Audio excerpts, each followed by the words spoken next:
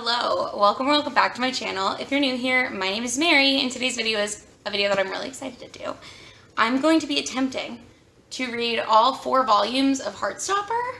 I should have told you that I loved you one more time. So it's Wednesday right now. My boyfriend is out of town because he works in Central Arkansas sometimes, so he has to go down there. So that's where he is. And we being me and the dogs, I guess, but mostly me, I have 3 days, essentially, 2 days, kind of like a weekend time span, except for I will be going to school and working. But I have 2 days where I don't have any, other person to spend time with, I guess. So I'm going to try to read as much as I can during this time.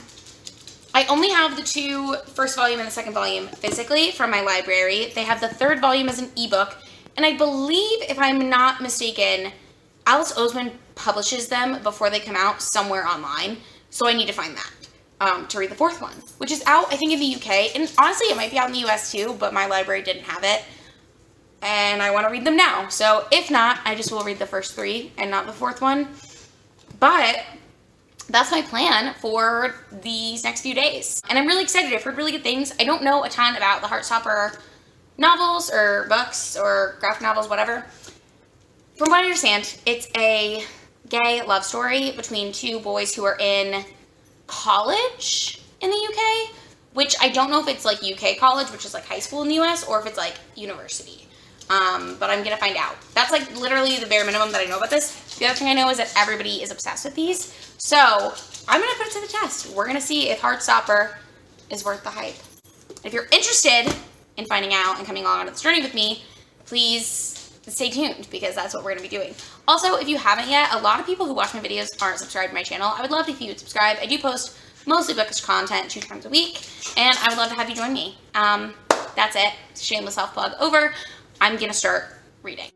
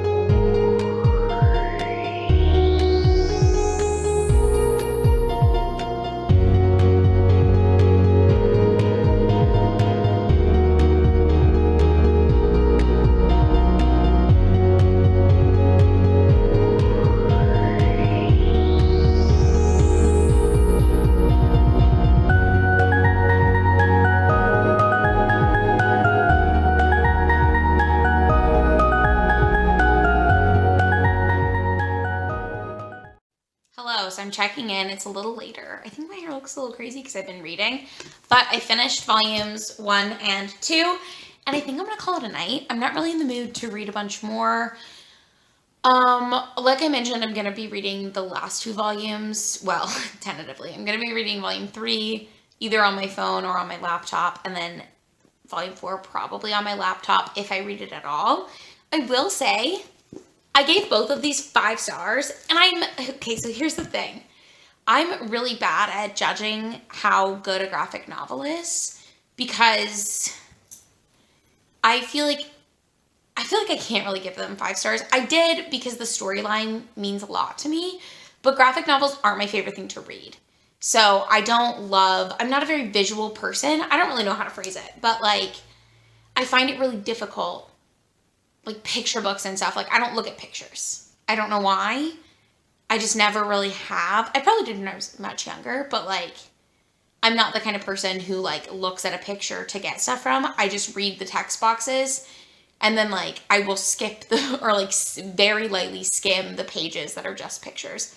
Each of these took me 30 minutes to read, which is pretty good. And they're really cute, and I do think they have a really good representation for what it's like to, first of all, be unsure of your identity. And also, Alice Oseman does a really good job of incorporating in the dialogue people explaining different sexualities. So like, there's a trans character, and she does a really good job of having Charlie explain to Nick who the trans character is, and that she is trans, and she goes by these pronouns now, and she goes to this school now. And at the same time, she does a really good job of explaining the dilemma between being out and being not out, because a big part of the story is that Charlie is out and gay, but it's like kind of implied that someone outed him. And I don't know if we're going to get more of that backstory, but Nick is not out and like not sure what his sexuality is. So it's really like you get two sides of the same coin almost with their different stories, which I really like. And again, I do think at times, because I'm the way that I am, I don't really know what this says about me. If you're like this, let me know in the comments down below. Sometimes I felt like it was almost too exaggerated in the way that Alice Oseman would be like, this means this. It's okay to not be out. If you are bi, you are this. If you are gay, you are this. And like, it almost felt unrealistic to be teenagers.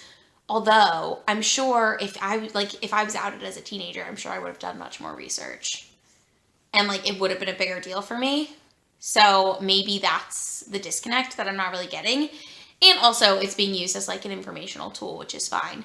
But there were a couple of like phrases in there that I was like, no one would say that. No 16-year-old boy is saying this, but maybe they are. And I don't know what 16-year-old boys are like anymore because I'm a 25-year-old lady.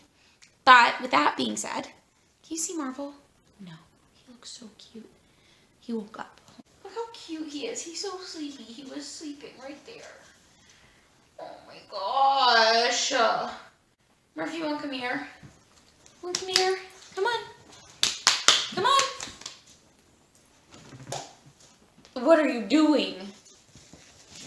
Anyways, that being said, I think I'm gonna watch Never Have I Ever season 2 because it came out months ago and I never watched it, and I've seen season 1 2 or 3 times. I love this show, so that being said, I'm gonna go watch that now. Thank you so much for, what is in my teeth? Sorry, there's something on my teeth. That being said, I'm gonna go watch TV and I will catch up with you tomorrow at some point.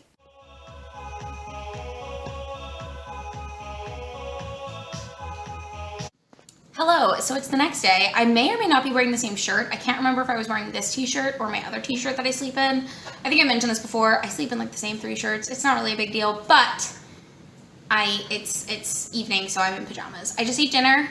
I got myself a bottle of my favorite wine to celebrate my last night.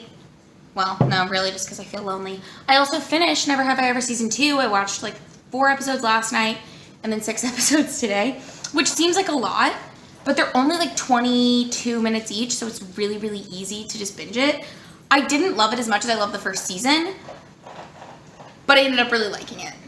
Also, one character kind of drives me nuts. I'll just say who it is. I don't really like Anissa, and I know that we're like supposed to like her, even though like we're supposed to be skeptical of her at first because Davey doesn't like her, but I didn't like her at all. So, I don't know. Something about her just didn't click with me. I just didn't love it. But anyways, I'm drinking my wine, and I wanted to let you know that I did download the ebook for the 3rd Heartstopper. And I also looked up the 4th one to see if I could find it anywhere. I think I can find it on Tumblr. Like, I think it was published on Tumblr, but the book, in the US at least, doesn't come out until December of this year. So I will not be reading that for this vlog, unfortunately, but I'm gonna read the first 3 volumes, and at this point, spoiler alert, I think it's worth the hype, but I will save my final thoughts until I finish reading the 3rd volume.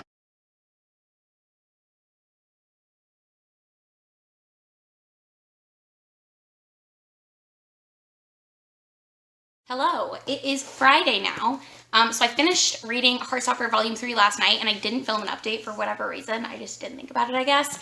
But I've now finished the Heartbreaker series, and so I wanted to give a little bit more of an in-depth overview about what the series is about, and then give you my final thoughts. So the series as a whole is about Charlie, who is a 16-year-old boy or 15-year-old boy who is in college or like high school in the US in England, and he has been outed as gay at his school, and it's implied that he was, well, it's actually explicitly stated that he was bullied the year prior for being gay, but things have seemingly started looking up for him. And then this book chronicles his relationship with theoretically straight boy Nick, who is on the rugby team, and it's about first their friendship developing and then them realizing they have feelings for each other, and it's a very cute little romance involving that. I really did enjoy this series a lot, and I thought it covered a lot of really interesting and difficult topics, and it did it in a way that, like I mentioned before, each of these takes me about 30 minutes to read, but it covers so much in the format that I think it was really well done in this format. I don't think all like storylines could be well captured in graphic novel format, but Alice Oseman does a really good job, in my opinion, of capturing everything that she needs to capture and saying everything she needs to say to give us the context for what is going on without having to have like exposition like you would in a novel. I really did enjoy these, and I actually ended up giving the 3rd one 4 stars, not 5 stars. I gave the first 2 5 stars. I gave the 3rd one 4 stars just because it's a different setting. So rather than it being set at their high school, they're on a class trip to Paris, and so it's set there. And I really enjoyed a lot of the aspects that got to come out in that. There's a little bit of discussion of the difference between coming out as a couple and coming out as an individual, and how being thrust into either one of those situations can be uncomfortable for people. And there's a lot of really good talk about how you should pace yourself for coming out in any sort of aspect, and how it should be your choice ultimately when you come out, who you come out to, and how you choose to go about that. And it also does a really good job, I think, of sort of, I feel like everyone uses the word trauma for things that aren't really that traumatic, but I do think being outed could be a little traumatic. So I think Alice Oseman does a really good job of sort of portraying Charlie's trauma or like residual pain from being outed before he was ready necessarily to come out. Again, I've mentioned this before in this vlog, but I also really enjoyed the way that Alice Oseman used the characters' dialogues to explain different sexualities to each other and their feelings and their thoughts. I also thought the drawings were really cute. I know I mentioned that I'm not a super visual person, but I did flip back through these, and the artwork is definitely well done. Like, it's definitely very cute, you know? All of that being said, I think if you like contemporary stories, and if you were looking for a contemporary story that would be an easy way to get into graphic novels, I think you would enjoy these. As someone who does not typically read graphic novels, I'm really excited that I found graphic novels that I enjoy. So these are really good. I'm really excited to read the 4th volume, and I know a 5th volume is coming, and there's also a TV show being made. So I'm very interested to watch the show and to see how that sort of compares to the books and how they're able to make a full TV show off of things that are very short form. The other thing I forgot to mention, I loved the addition of Charlie's really supportive family members, and I also loved that there was some people who, or there were, I guess, some characters who didn't get being gay or were homophobic to Nick and or Charlie at any given time. I liked that inclusion, and I liked that it sort of was portrayed in a way that it was like, even if someone apologizes to you, you don't have to let them back into your space, even if you've forgiven them. And I like that that was addressed as well, because I think that's a really important thing for especially like teenagers to learn, because I think a lot of teenagers have toxic friends or get into toxic cycles with people where the person hurts them and the person apologizes. And sort of what you learn when you're like a child about apologies is you apologize and then your parents make you hug whoever apologized to you. I think of this primarily with like siblings. If you do something to hurt your sibling, you apologize to your sibling, and then you guys have to hug. But the apology is always forced and the hug is always forced. And I think it is doing a good thing to like, it's trying to teach empathy, but I do think it can be harmful, because I think when you do it that way, sometimes you don't always actually mean I'm sorry. You just mean forgive me so we can hang out again, which is something that I've struggled with as a person. So I liked the way it was portrayed in here. I thought it was really well done. But all of that being said, is Heartstopper worth the hype? I'm gonna go ahead and say yes. They're really good. They're really cute. It's funny that I'm doing this also because I literally watched a video this morning from the Library of Alexandria. I'll link it below. But he was talking about, someone made a video, someone who I don't follow, made a video that said that the only objective standard to whether something is good or not is whether it's popular. And Alan made a contrary argument about how popularity has never meant something is good. It just means that a lot of people have access to it. And so there's also definitely a sort of a pressure to like things that a lot of other people like, so you can feel included because people naturally want to feel included in things. And there's also a lot of pressure to dislike things that people universally dislike because, again, there's a lot of pressure. I'll link his video down below. He does a much better job of explaining it. But I watched it this morning before filming this, obviously, and I was like, do I really love Heartstopper, or does everyone love it and I feel like I can't trash it? But I really don't have anything to trash about it. So I think it's really, really well done. And I was also talking with Brennan Dunaway about rating things 5 stars, because some people are really strict about their 5-star ratings, and I am in some senses, and in other senses I'm not at all. So like sometimes I don't really know what makes the difference, but some books I read and I really enjoy it, but I know that it's not 5 stars. And then other times I'll read a book and I'm like, but is this 5 stars? And then I'm like, I'm gonna give it 5 stars because I really liked it. And that's how these are for me.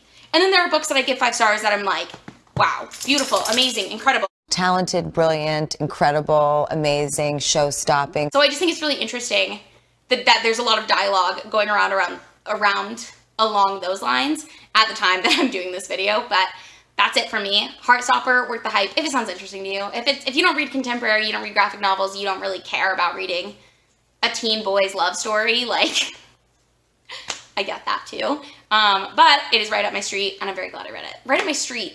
I watch too many British YouTubers is the problem. Right up my alley is what we say in the US. So it was right up my alley and I really enjoyed it. But if you enjoyed watching this video, you can go ahead and like it. And if you would like to, you can subscribe to my channel because I do post 2 videos every single week. And comment down below the heart emoji. Any heart, a green heart, because the covers are a lot of green. It's more like a tea leaf blue green, but yes. Comment the green heart emoji down below if you made it to this point in the video, and I will see you in my next one. Bye! I told you